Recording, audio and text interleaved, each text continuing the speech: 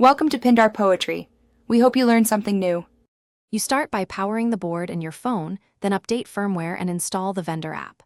Once done, make sure both devices share the same Wi-Fi or have Bluetooth on. Open the app and choose Pair or Add Device. Accept permissions when prompted. You will typically see the board listed by model name. Tap it to begin pairing.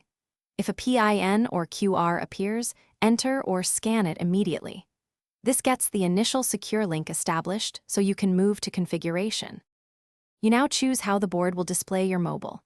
Select Screen Mirror for full control, Cast for media only, or plug USB for direct display and faster touch response. Once chosen, set resolution and frame rate in the app. Lower values reduce lag, higher values improve clarity. Make sure you grant the app touch, microphone, and file permissions so interactive pens and audio pass through.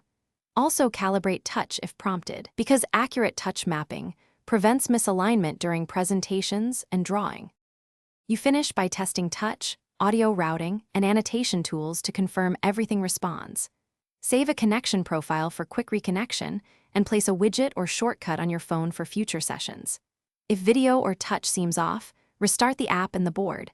Verify mobile firewall or router isolation isn't blocking discovery.